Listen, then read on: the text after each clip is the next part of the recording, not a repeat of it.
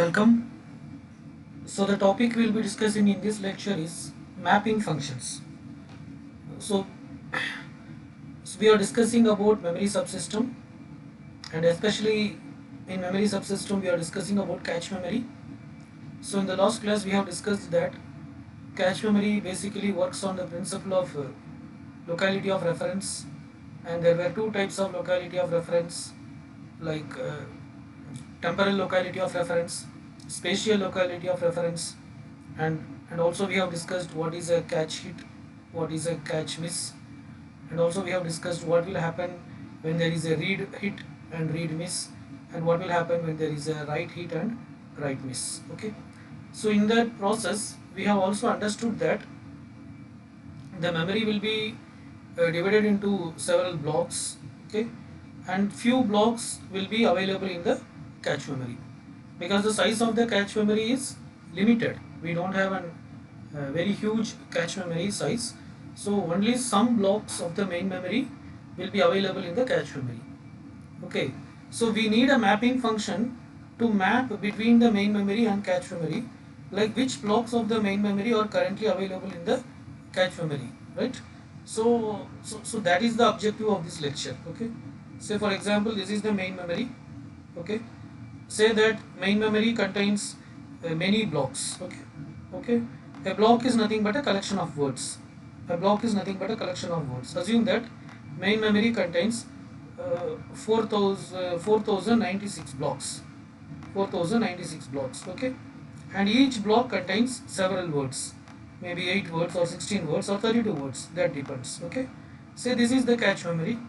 Assume that the cache memory can hold maximum 128 blocks, 0 to 127, that is, it can hold maximum 128 blocks. Then at any time cache memory can hold any of these 128 blocks. Okay, that is, from the main memory you have 4096 blocks. Out of these 4096 blocks, it can hold any 128 blocks. Okay, 0 to 127, that is 128 blocks. Okay, whether this block is it currently here or not, whether this block is here or not, which block of main memory is available in the cache memory, we need an understanding of that, and that is achieved through what is called as mapping functions. Okay, and how that mapping is getting done, and what are the different ways of doing that mapping, that's what the objective of this particular lecture. Okay, fine, let us start. So basically the mapping function determines how memory blocks, I mean the memory blocks in the main memory are associated with the respective memory blocks in the cache memory. What is the relationship between the memory blocks of the main memory and that of the cache memory? That is what the mapping function does. Okay, so let us try to understand mapping function with a simple example. Okay, let us consider this particular example. Let us assume that the cache memory consists of 128 blocks. Okay, so we have a cache memory. So in the system we have a cache memory, and the cache memory can maximum hold 128 blocks. Okay, that is block 0 to block 127 it can hold, right? And each block can contain 16 words. Each block can contain 16 words. Okay, so totally, okay, each block can contain 16 words. The size of the word varies with computer to computer. It can be either 1 byte or 2 byte or 4 bytes, whatever it may be. We are not going into that. Okay, so only thing we know that the cache memory can hold 128 blocks, where each block can hold 16 words. Okay, so totally cache memory can hold how many words? That is, it is 16 into 128, that many words it can hold. Okay, 16, because there are totally 128 blocks and each block can hold 16 words. So totally cache memory can hold how many words? It can hold this many words, 2048 words. Okay, that is 2 kilo words.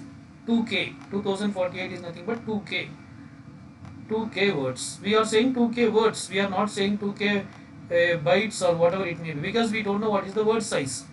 Okay, word size may be either 16 bit or 32 bits or whatever it may be. So we just say that it can hold 2k words, right?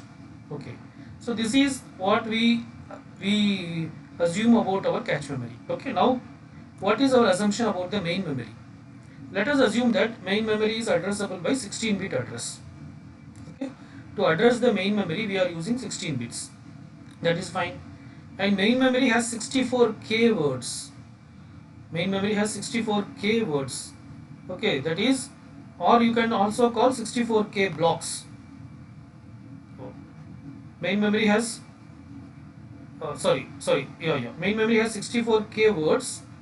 uh, First let us not see this, first see this point. Main memory has 4k blocks. Main memory has 4k blocks and each block can hold 16 words. Okay, right? So what we what so the point is, cache memory contains how many blocks? 128 blocks, and each block contains how many words? 16 words. Okay, so this is what our assumption about the cache memory. Okay, for the example that we are uh, going to discuss. Okay, with this example only we are going to understand the mapping function, right? And coming to main memory, so main memory, what we assume in the sense, main memory contains 4000 blocks. Okay, 4k blocks. Okay, so what is 4k? 4k means 4 into 1024. Okay, 1k, one normally kilobyte or whatever kilo in computer science, it is not 1000, it is 1024. Okay, so it is 4k, it means 4 into 1024, which is 4096 blocks. Okay, so main memory contains this many blocks, 4k blocks, that is, it contains 4096 blocks. Is it clear?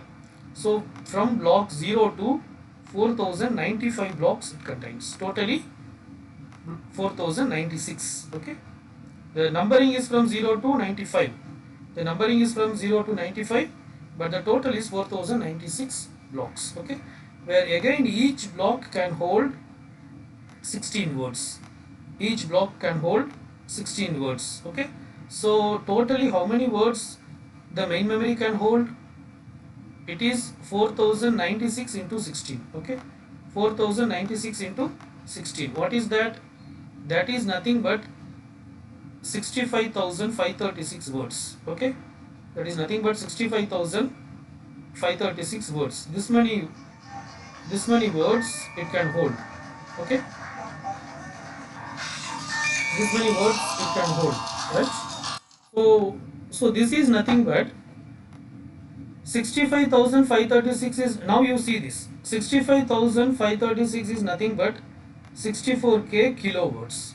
65,536 is nothing but 64k kilowords. Okay, so how, let us check. So you just remember this 65,536.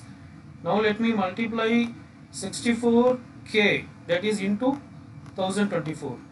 So what you get? 65,536. Okay, so that is how we got this 64k. Okay, right? So only thing you have to remember that the size of the cache memory is 128 blocks, where each block can hold 16 words. The size of the main memory is, that is, main memory can hold 4k blocks, that is 4096 block, where each block can hold 16 words. Okay, so 4000 into 4096 into 16 words is, totally it can hold 64k words, that is 65,536 words. Okay, this many words can be stored in the main memory. 65,536 words can be stored in the main memory. Okay, where totally it contains 4096 blocks and each block contains 16 words, whereas cache memory can hold totally 2048 words. Okay, and it contains 128 blocks and each block contains 16 words, right? Fine. So with this introduction, let us jump into the topic. Okay, so there are three types of, basically there are three mapping functions we are going to discuss. The way in which the main memory and cache can be mapped can be done in three ways. Okay, so what are the three ways? That is what we are going to discuss in this lecture.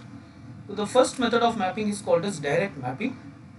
The second method of mapping is called as associative mapping, and the third method of mapping is called as set associative mapping. Okay, here the third method is nothing but it is a combination of first two methods. Okay, The first method is direct mapping, second is associative mapping, and the third is set associative mapping. Okay, so how these mapping techniques works, let us try to understand.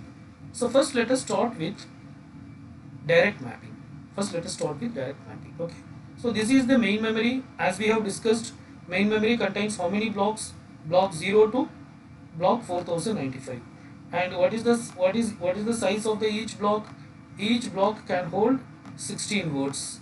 Each block can hold 16 words. Okay, and what is the size of the cache memory? Cache memory can hold 128 blocks, block 0 to block 127. Again here each block can hold 16 words. Okay, this is the scenario, right? Now if you see the cache memory, it is only 128 block. It has only 128 blocks, but the main memory has 4096 block. Okay, so at a given time in a cache memory, at a given time in the cache memory, you can keep any of these 128 blocks. That's all. At a given time in the cache memory, you can keep any of these 128 blocks out of this 4096 block. Okay, from this 4096 block, any of these 128 blocks can be mapped into the cache memory. Now how the direct mapping is going to do that? That is the question. Okay, so the logic or the concept that is followed by direct mapping is very simple. What it does in the sense, whenever it want to map any of the memory block from main memory to cache memory, what it does in the sense, it just takes the block number of the main memory, it just takes the block number of the main memory, okay, and it performs modulo division, and it performs modulo division with the total number of blocks, that is with the maximum blocks available in the cache memory. So cache memory supports how many blocks totally?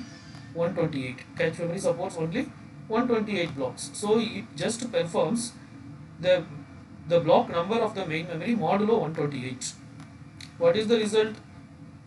0 modulo 128 is 0. It means that if at all this block should be moved to the cache memory, it will be moved and kept only in block 0.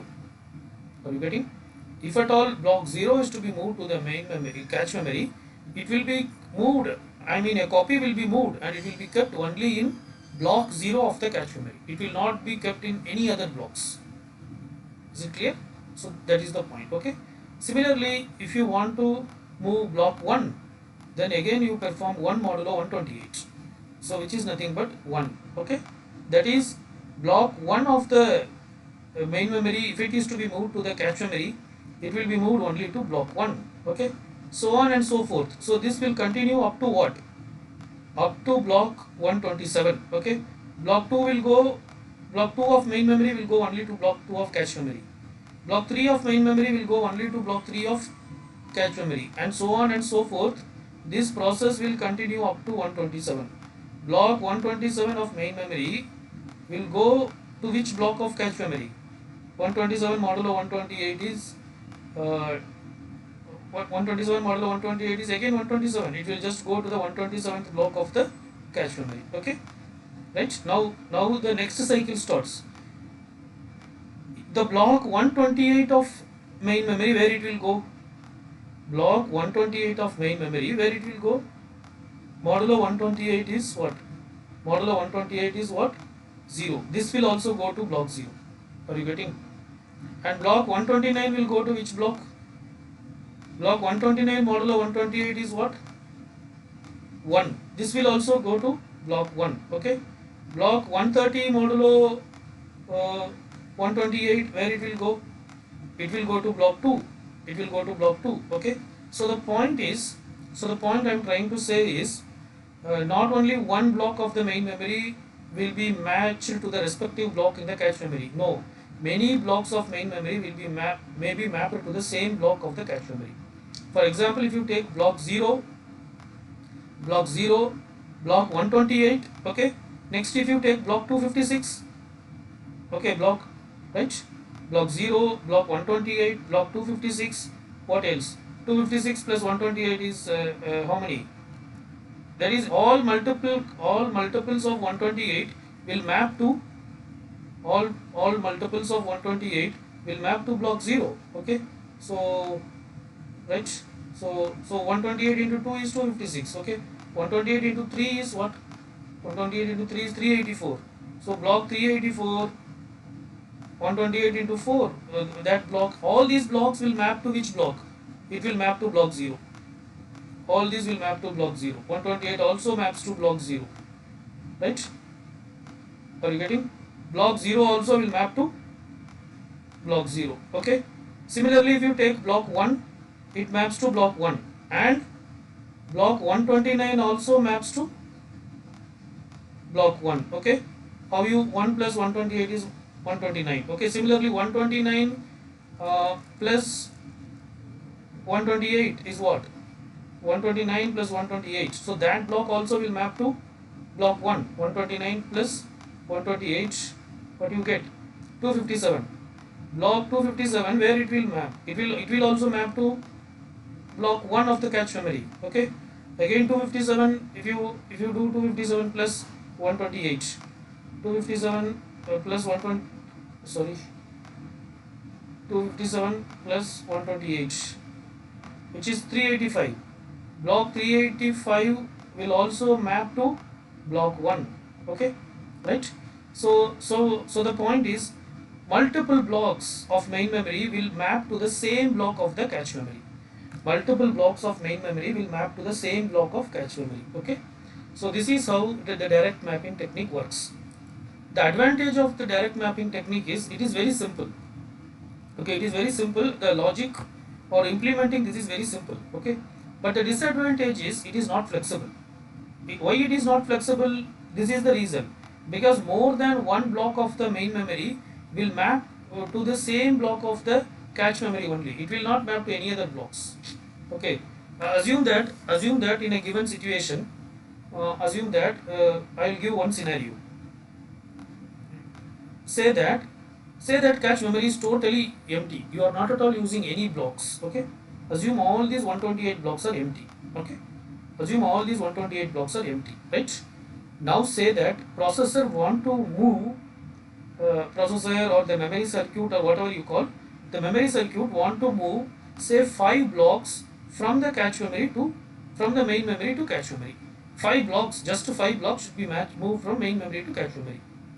So cache memory is totally free. There are sufficient space available in the cache memory. Okay, but still you may face a problem because of this issue, because multiple blocks of main memory are mapping to the same block of the cache memory. Okay, say for example these 5 blocks, which 5 blocks the processor wants, in the sense, say processor want to load block 0 of main memory, again block 256 of main memory, okay, and say block 129 of main memory, okay, and say some other block, say that is something different, say block 10 of the main memory. Okay, so how many? 4, and say block 12 of the main memory, from the main memory. Okay, now what will happen? Block 10 of the main memory will go to block 10 of the cache memory, right? Block 10 of the cache memory, right? Block 12 of the main memory will go to block 12 of the cache memory. That is fine. Up to this it is fine. But what about block 1 of the block 129 of the main memory will go to block 1 of the cache memory. That will go to block 1. Okay, that is also fine. Okay, now say block 0 of the main memory will go to block 0 of the cache memory. Okay, now where will this block 256 should go? Block 256 also should go to block 0. Block 256 also should go to block 0. It cannot take any other blocks. Okay, it cannot take any other blocks. But is there sufficient space in the cache memory? Yes, there are many spaces, but still 256 cannot use those space. This particular block 256 of main memory, it cannot use those empty space. It should be kept only in block 0 of the cache memory. Okay, so this is a restriction. So this is the problem with direct mapping. It is less flexible. Okay, the problem with direct mapping is it is less flexible. It is not flexible. That is, say here I want to move this block 256, but block 0 is not free. Block 0 is already occupied by some other block. So can I keep this 256 in some other empty block, of the cache memory if there is an empty block available? No, you cannot keep. That is what the direct mapping concept says. That is what the direct mapping concept says. Okay. So then when can you load 256? You can load 256 only if you replace this block 0. Okay, for that you have to apply the replacement algorithm. Then once the processor finished using this block 0, then it should be replaced. Then after removing this only, the 256 can come. Is it clear? So this is the drawback with direct mapping, right? So with direct mapping, more than one block of the main memory will be mapped into the same block of the cache memory. So in such cases, if you want to move multiple blocks from the main memory, which refers to the same block of the cache memory, then only one of such blocks can be moved. The other blocks cannot be moved, and they have to be later at a point of time they have to be replaced. And this will happen even if there is sufficient space in the cache memory. Okay, even if there is sufficient empty space in the cache memory, those two blocks which are referring to the or which are mapping to the same block of the cache memory cannot be brought into the cache memory simultaneously, right? So this is the drawback with the direct mapping techniques. Okay, so this is whatever we have discussed. Block J of the main memory maps to J modulo 128 of cache, that is 0 maps to 0. Okay, that is block 0 maps to 0. Okay, 129 maps to 1, so on and so forth. Okay, right? More than one memory block is mapped onto the same position or the same block in the cache.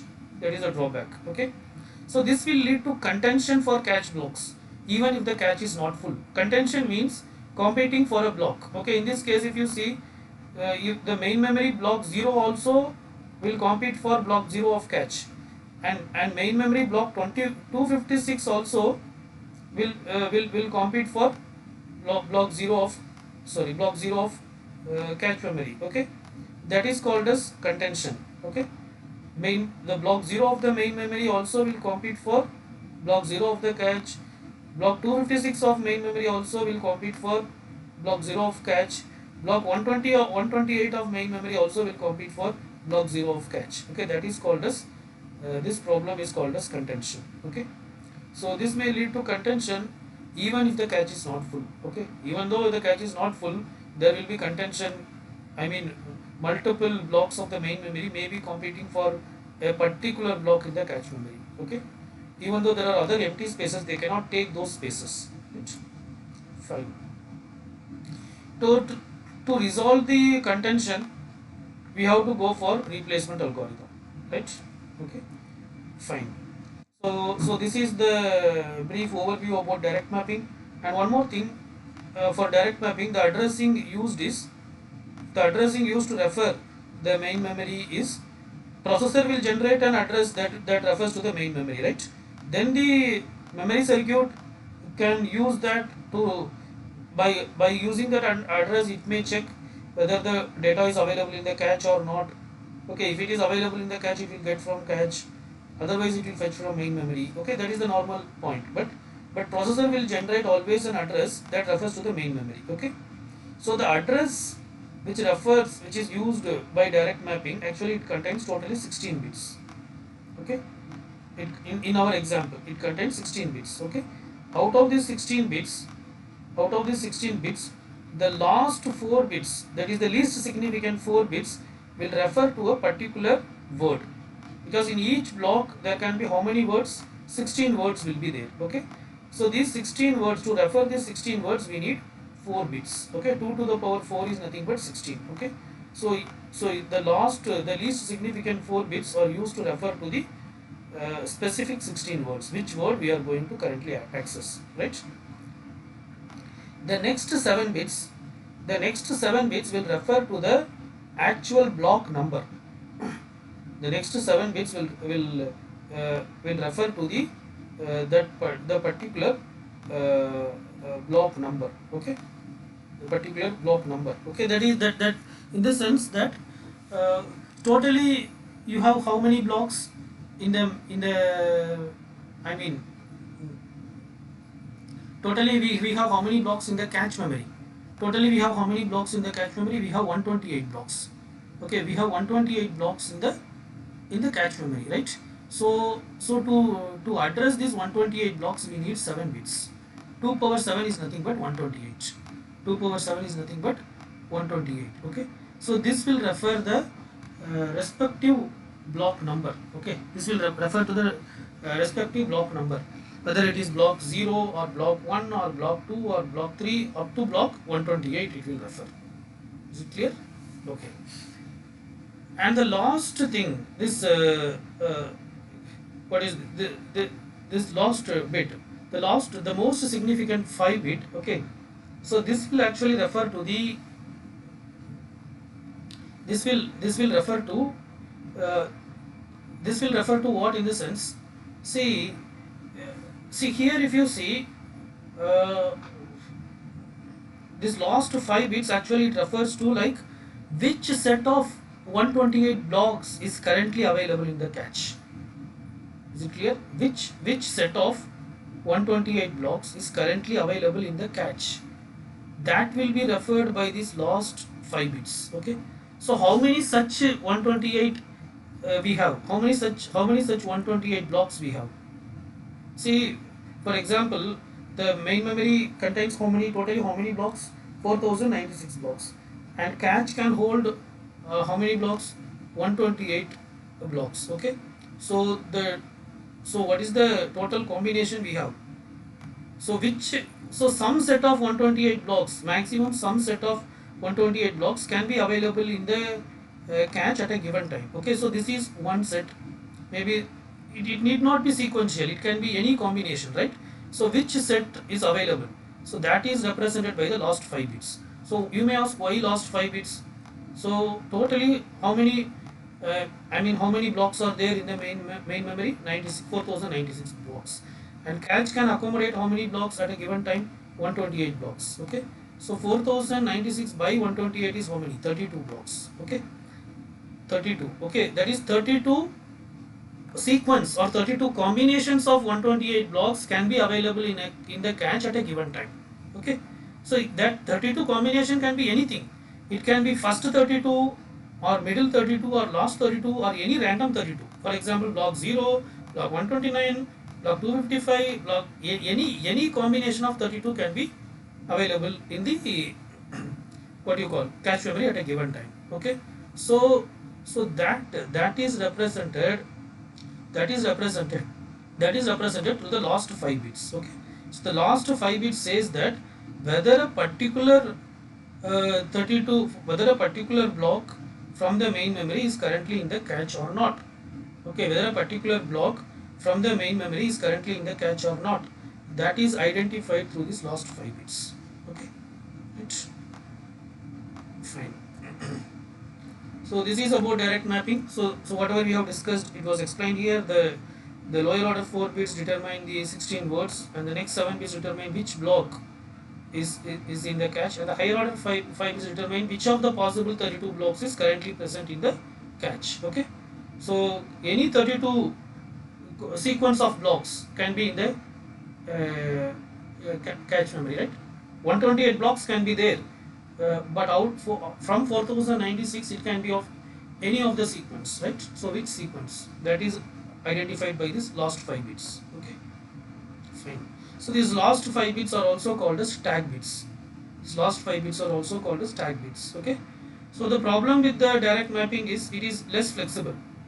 It is simple to implement, but they are not flexible. Okay, so that's the reason we are going for the next type of mapping, which is called as associative mapping. So the second type of mapping is called as associative mapping. Okay, so in associative mapping, what we do is we don't what you call we don't divide the block number by 128 or anything. We don't do such things. Okay, rather what we do in the sense, what we say in the sense, any block of the main memory can be placed in any empty block of the cache. That's all. It is as simple as that. Any block of the main memory can be kept in any empty block of the cache memory. There is no need to check anything. You want to move, say processor needs block 256, currently it is not in the cache, identify any empty block in the cache and just move that to the cache. That's all. Okay, so here how addressing is done in the sense, again here we have 16 bits. the least significant 4 bits will refer the to that particular word. Okay, because I mean to the particular word, because each block contains 16 words. Okay, so the specific words are individually addressed using the last 4 bits. Okay, the remaining 12 bits are used to identify the particular block number. Okay, the remaining 12 bits are used to identify the particular block number. Okay, so any block can be kept in any empty location in the cache. Okay, so using 12 bits you can address how many blocks so using 12 bits you can address how many blocks. You can address 2 to the power 12 blocks. Okay, so that is 2 to the power 12, which is nothing but 4096. Okay, that is any of these blocks you can address. Okay, so any of these blocks can be kept here, right? So if you want to move this block to 55, you identify an empty block and keep it here. Okay, and this tag bit, this is block 255, no, so this tag bit should be set according to the 255 value. Okay, so 255 means what? 255 means I think the least significant 7 bits should be 1. All the last 7 bits should be 1. That is 255. Are you getting? So the point here is any block of the main memory can be placed in any empty block of the cache memory, and the most significant 12 bits are used to refer to the particular block number of the main memory. Okay. After moving to the cache memory, also you should know. This block belongs to the which block of the main memory. Okay. For that only this tag is being used, right? Okay. But here this is when compared with direct mapping, this is more flexible. Okay. That is the advantage of this technique. It is more flexible and uses cache space efficiently, but still it has a drawback. Okay, and another advantage is replacement algorithm can be used to replace any existing block. Okay, so here replacement comes only when the cache is full. If the cache is full, you can replace any of the block which you want to empty out. Okay, if you feel that some block is not being used by the processor for a long period of time, move that block to the main memory and bring the new block here, right? Okay, but the drawback with this technique is, say for example, processor wants to access a particular block. Say processor want to access this block 1022, this block processor want to access. Now the memory circuitry, first it has to check whether this block is available in the cache memory or not. For this, the memory circuitry has to perform how many comparisons, it has to actually perform 128 comparisons. It has to compare everything. Most case it has to compare everything. It has to compare every tag, whether the tag is equal to this particular block or not. Only then it can confirm that it is available or not available. Are you getting? So this is the drawback. The cost is higher than direct mapped cache because it need to search all 128 patterns to determine whether a given block is in the cache or not. Okay, so it has to compare all the 128 blocks to check whether a particular block is in the cache memory or not, right? So this is the drawback with this particular technique. Okay, fine. So next we are going for a third technique, which is called as set associative mapping. So set associative mapping, basically it is a combination of two things. It is a combination of direct mapping and associative mapping. Okay, how is that? Let us see. Okay, so here we are using a new term called set. What is a set? First let us try to understand what is a set. Okay, so so previously we used the term called block. What is a block? Block is a collection of words. Okay, block is a collection of words. Okay, set of words we call it as blocks. Collection of words. I say just W. Okay. Now what is a set? Set is a collection of block. That's it. What is a set? Set is a collection of blocks. Okay. So one or more blocks we put together, call it as a set. Okay. So here we are going to create something called a set. Blocks of cache are grouped into set. Okay, that is blocks of cache memory. Okay, it is not in the main memory. So more than one block of a cache memory is grouped to form a set. Okay, It's not necessarily more than one or more than one. Okay, right? So as a simple case, let us assume that two blocks form a set. Okay, so block 0 and block 1, it becomes set 0. Okay, block 2 and block 3, it becomes set 1. Okay, block 4 and block 5, it becomes set 2, so on and so forth. Like that we form multiple sets. Okay, then what we do, the mapping function, what it will do in the sense, it allows a block of the main memory. The mapping function allows a block of the main memory to reside in any block of a specific set. What does it mean? See, let us take this example itself. In this example, how many blocks are there? 128 blocks are there. Okay, there are 128 blocks. 128 blocks. Okay, now we are grouping this into sets. How we are grouping? Two blocks will form one set. Okay, every consecutive two blocks will form one set. Okay, so totally there will be how many sets will be available here? Totally how many sets will be available here? 128 blocks means there will be totally 0 to 63 sets. That is nothing but 64 sets will be available, right? 64 sets will be available. Okay, totally you will have 64 sets, right? Okay, now when you want to move any particular block to the cache memory, what you have to do is you take that block number. Okay, you take that block number and divide it by, okay, and divide it by 64. Okay, previously we have divided by, previously what we did, we have divided by 128, right? In case of direct mapping, we have divided it by 128. Okay, now you divide it by 64. Okay, so when you divide 0, I mean modulo division, when you perform 0 modulo 64, what will you get? 0. Now this 0 represents set, so this, it means that block 0 can go to set 0. Block 0 can go to set 0. In set 0, it can go to any block. Our case, set 0 contains how many blocks? 2 blocks. So it can go to either block 0 or block 1. Okay, let us assume that it has gone to block 1, so it is occupied, right? Okay, now if you want to similarly move block 1 of the main memory, again modulo divide by the number of sets. Totally we have how many sets? 64 sets. So when you perform 1 modulo 64, what you get is 1. It means that block 1 can go to first set. Again, first set, there are 2 blocks are there, so it can take any block. Let us assume it has taken this block, right? Okay, say like that we are allocating blocks or sets for a particular block, right? Now assume that finally 128, the block 128, you want to move to cache memory. So again 128 by 64, 128 modulo 64, remainder is 0, right? So remainder is 0 means it can go to set 0. In set 0 already block 1 is occupied, so it will take block 0. For getting, it will take block 0, right? Next to 129.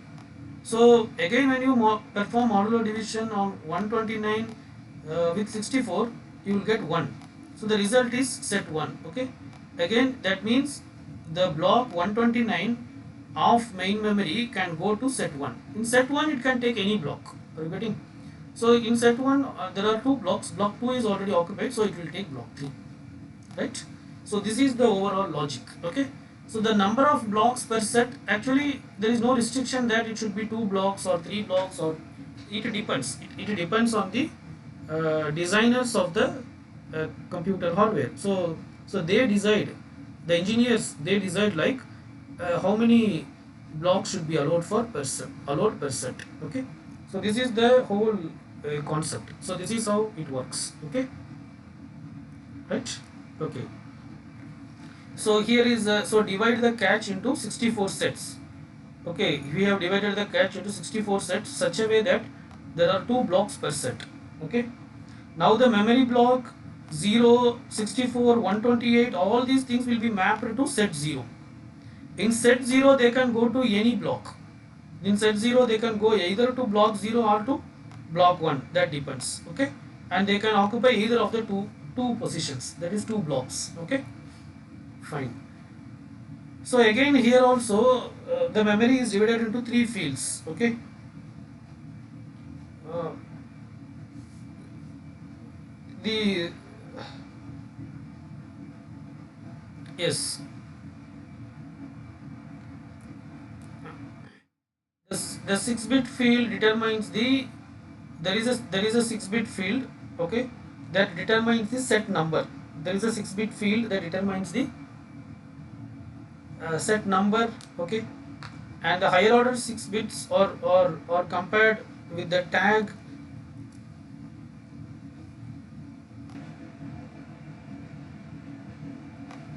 Okay, see in this diagram, actually what we are discussing in the sense, the 6-bit field determines the set number. So this I think this is not uh, this particular thing corresponds to the uh, yeah, so this corresponds to the first case, right?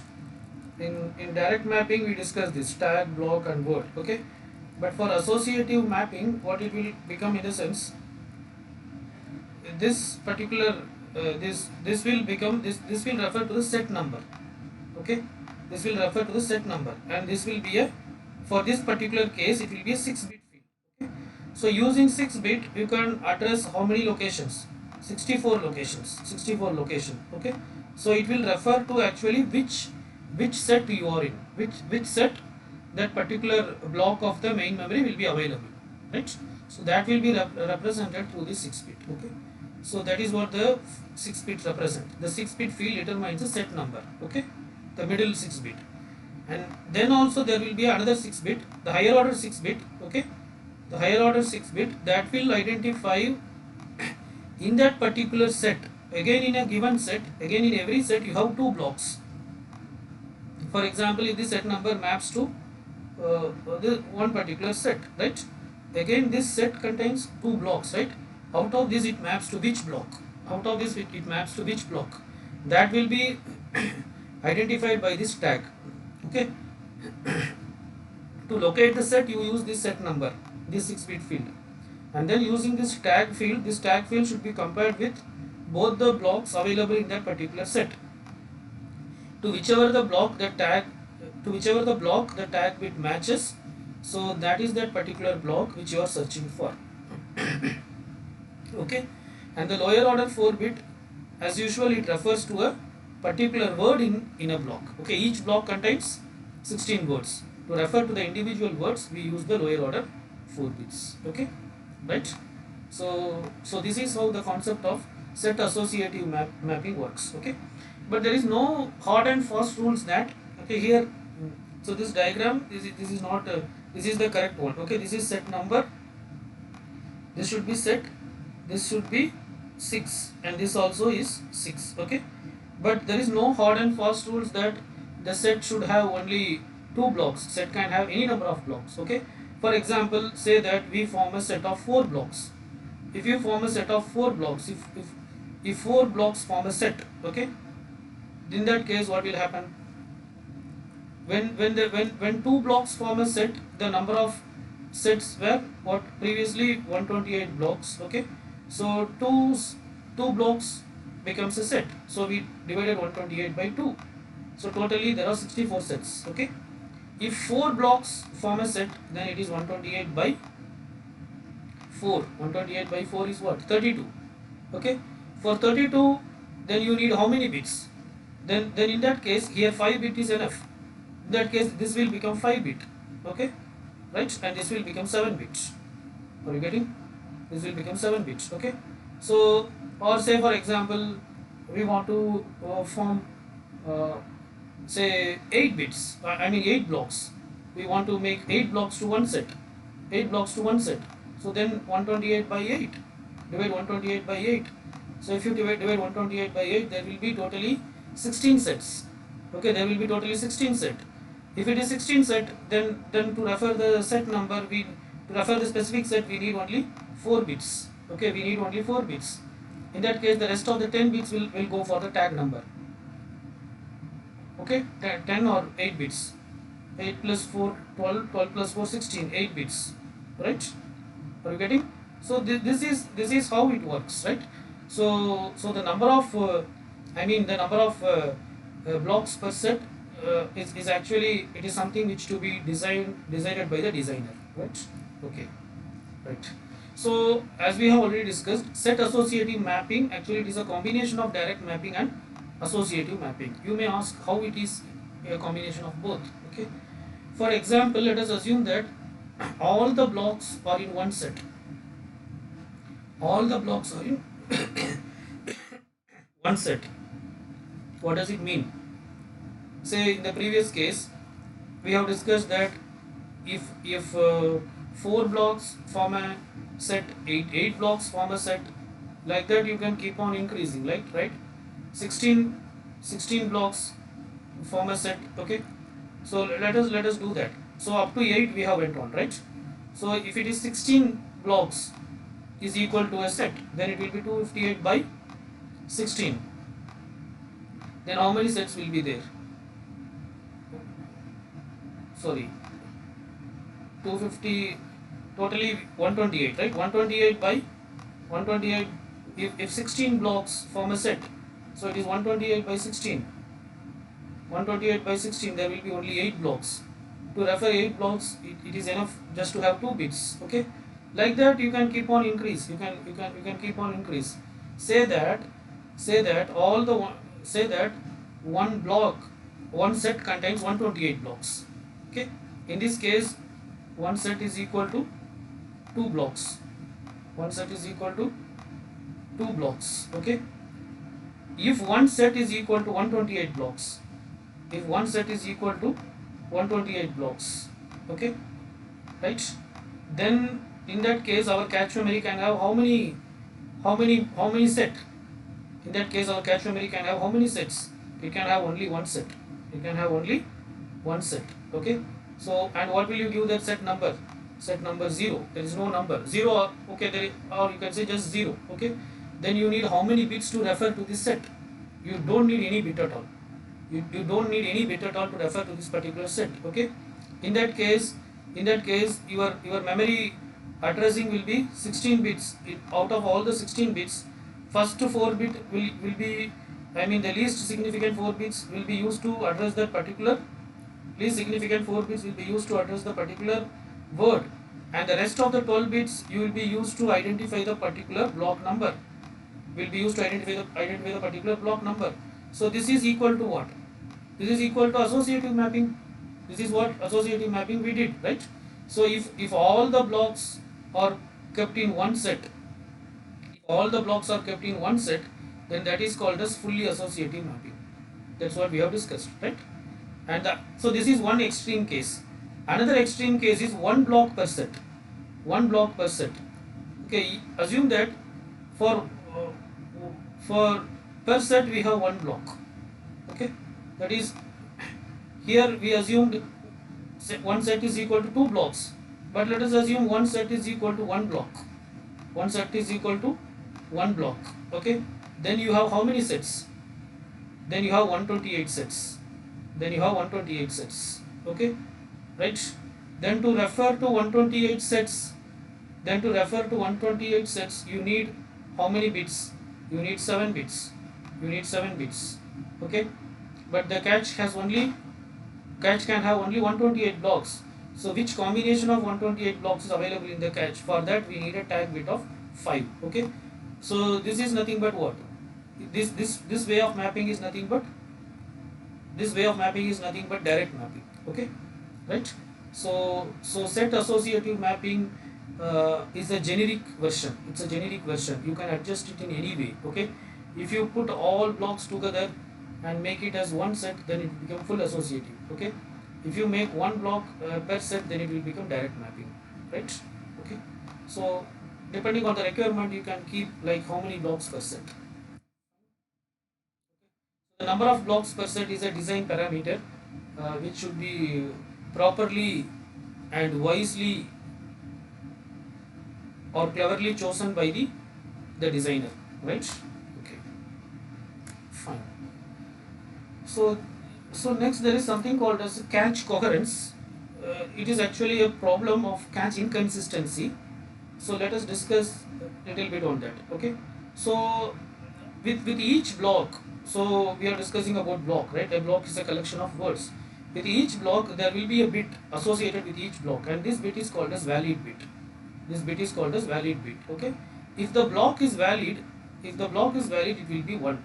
Otherwise it will be 0. Okay.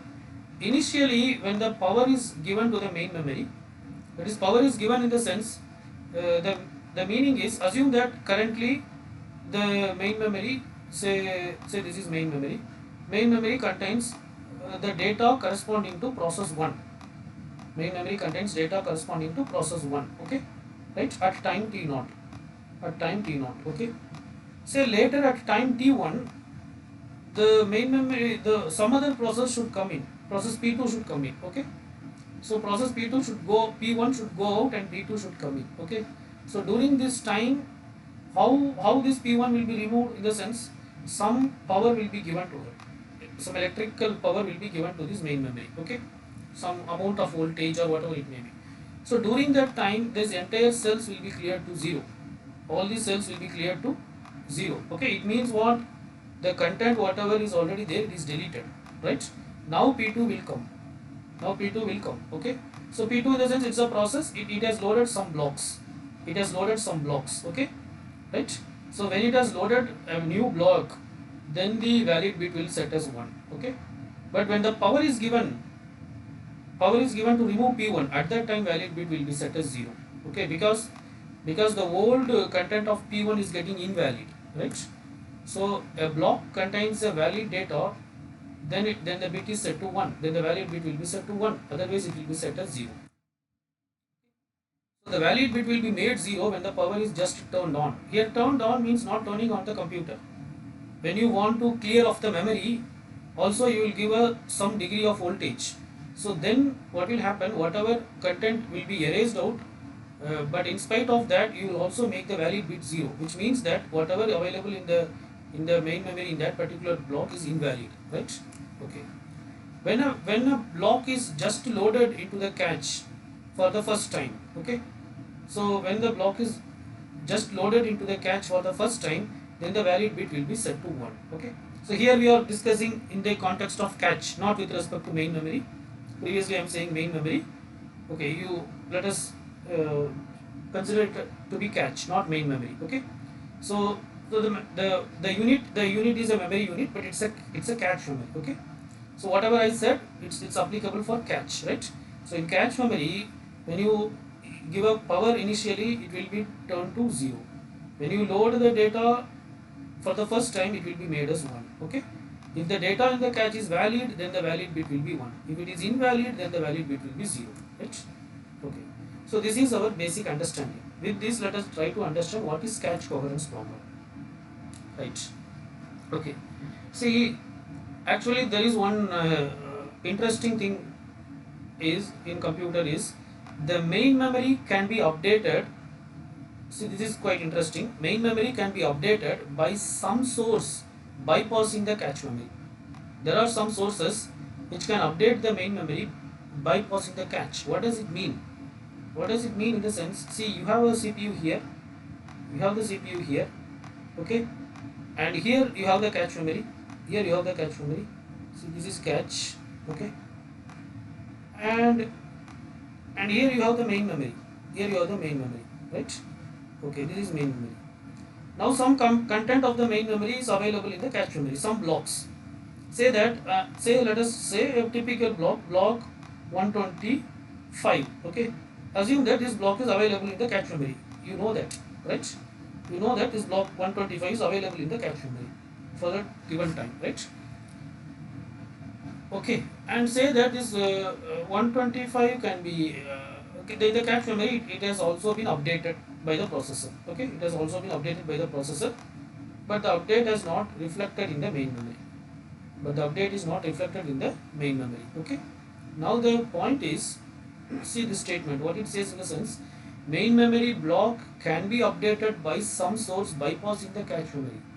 So it is not only that, it is not only processor updating the main memory via cache, maybe somebody else can also update the main memory. Okay, what is that source? All those we will discuss later. Okay, one such example is DMA, direct memory access, that we will come to that later. Okay, time being, you just understand that some source can update the main memory without updating the cache memory. Some particular program or some particular hardware has that privilege. They have the right to update the main memory bypassing the cache. Okay, so in main memory, say this block 125. Okay, originally it was brought to cache. In cache itself, it is already updated. In cache itself, processor has updated this. Okay, now some other source is again updating this content in the main memory. Some other source is again updating this content in the main memory. Okay, so if such updates are happening, if some source is bypassing the cache and if it is updating that content in the main memory, then immediately you have to check whether that block is in the cache memory or not. I mean, the memory control circuit should check whether that block is in the cache memory or not. If that block is in the cache memory, then the valid bit will be set to 0. Then its valid bit will be made to 0. Why we are making it 0? Because no more this content is valid. This data becomes stale. Because already some other source has modified this in the main memory. So whatever in the main memory updated content, that will be taken as the valid content. And so what is in the cache, that should become invalid. Okay, so this should be taken care. This problem should be taken care. Okay, so this ensures that stale data will not be in cache memory. This ensures that stale data will not be in the cache memory. So the point is, there are some sources or some programs which can update the main memory bypassing the cache. In such cases, the memory control circuit should check whether that particular block is in the cache memory or not. If it is available in the cache memory, then the respective valid bit of that particular block should be set as 0. Okay, why are we doing this? Because by this we ensure that stale data or data which is invalid is not available in the cache memory. Okay, right.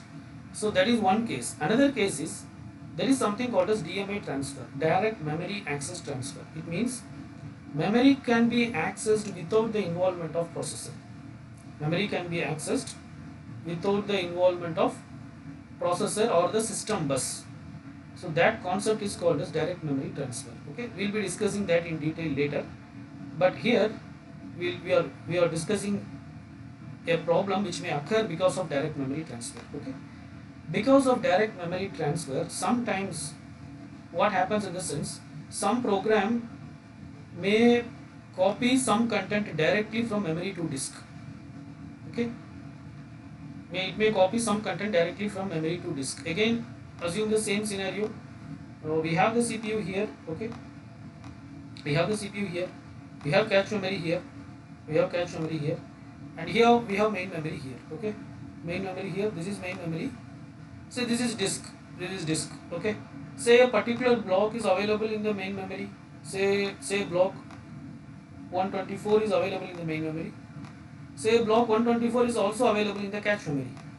Block 124 is also available in the cache memory. Okay, assume that CPU has already updated the block 124. Some changes has been done in block 124, and assume that the cache is following write back cache. Assume it is a write back cache. Write back cache means what? It won't update the main memory immediately. Only finally when the process is going to quit, or when there is a replacement, only during that time the main memory content will be updated. Okay, only during that time the main memory content will be updated, right? So now here what happens in the sense, because of DMA, the DMA is coming into picture, and DMA means direct memory transfer, that is memory can be accessed without the involvement of CPU and the system bus, right?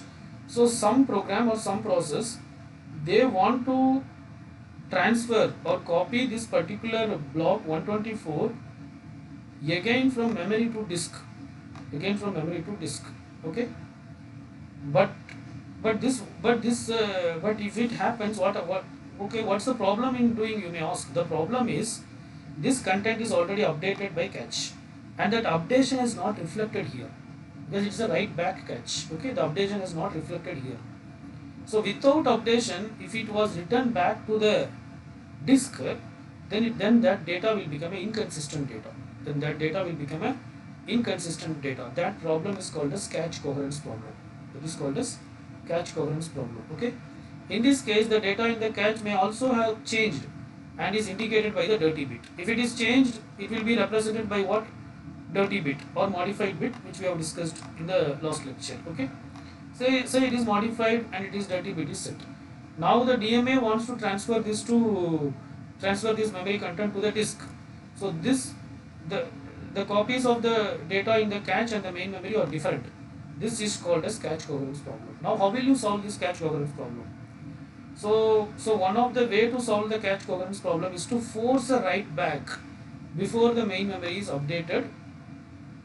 Before the main memory is updated to the disk. Okay. So before you are updating the content of the main memory to the disk, okay, before that DMA is transferring that, you have to force the memory circuitry should force and write back. Okay, because then only the updated content will come to the main memory. After that, it can be written to the disk. Right. Okay. So the problem here, what we discussed is, during DMA transfer, the memory content can be directly moved from memory to disk. Okay. But assume that already that particular block of content is available in the cache memory, and the processor has updated that content in the cache, so the dirty bit is set. Okay. Now if you allow the DMA to copy the memory content from memory to disk, then the data will be inconsistent. The data in the cache and the main memory will be different. So this problem is called as cache coherence problem. One of the option to overcome this problem is to force a write back before the main memory content is updated into the disk. Right. Okay. So that's it about the mapping functions. So basically we have discussed three mapping functions: direct, associative, and set associative mapping functions. Okay. Fine. Let us stop here. Thank you.